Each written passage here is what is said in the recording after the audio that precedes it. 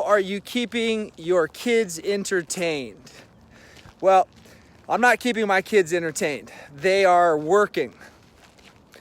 Now, it's Friday, but every day is somewhat the same right now, so we're letting them sleep in till about 8:30, 9. There's no alarm. First thing they do when they get up is they drink some water and they grab a book. And they have to read for about 15 minutes before anything else happens. They then get to eat breakfast. They have a list of chores, simple things like taking out the trash, like doing the dishes, like making their bed, like folding some laundry. And then they do their schoolwork. Right now we've been assigned online school, and we want them to obviously complete that and finish that. So that takes them about an hour or two.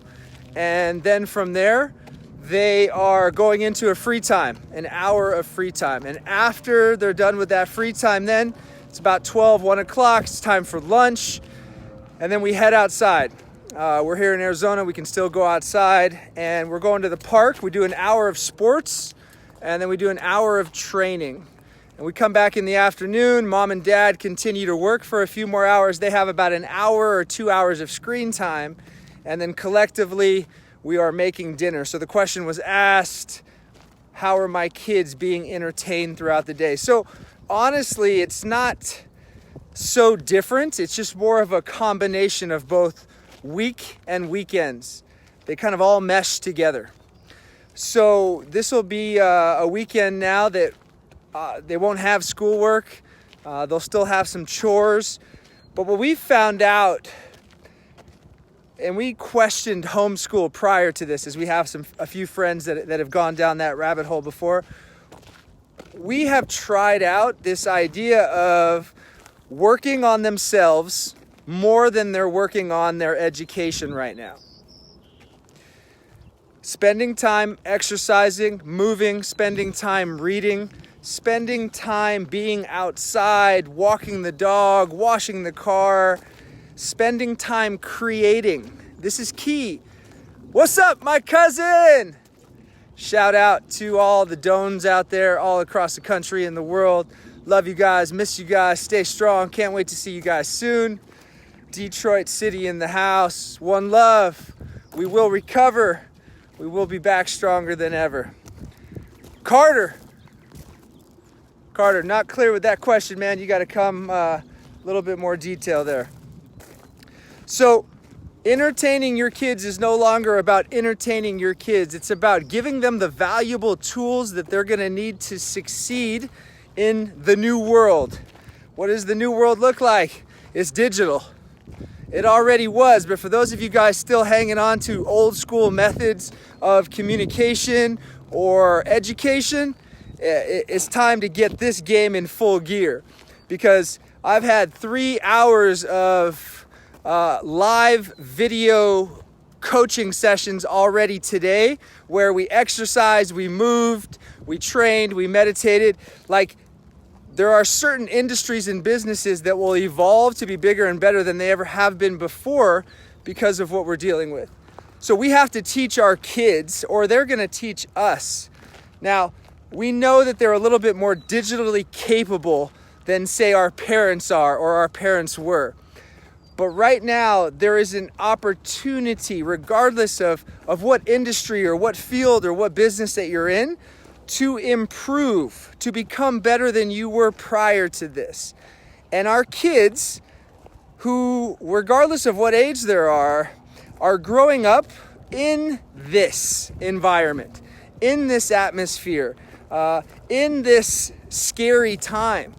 So we have to be a balancing support system for them, but we also have to empower them to find ways for them to expand and grow and evolve.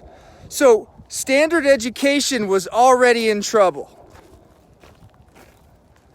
Now, don't be offended by this. There's different schools, there's different ideologies.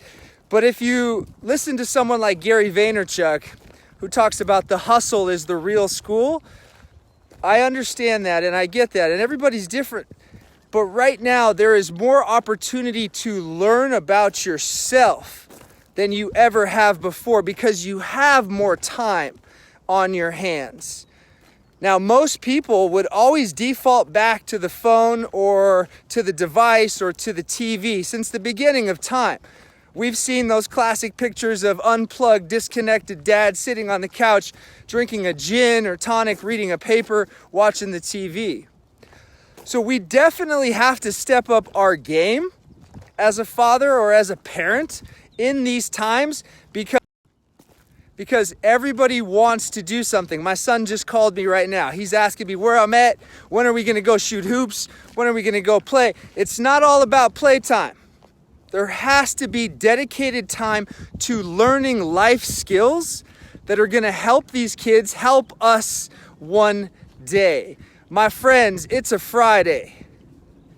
And regardless of what you're going through, take some time today. I want you to do 3 things. Number 1, if you have not done this already, I want you to do some exercise, some movement. I want you to go for a walk with a loved one. I want you to make some phone calls from your feet. If you can't leave the backyard, here's what you're going to do.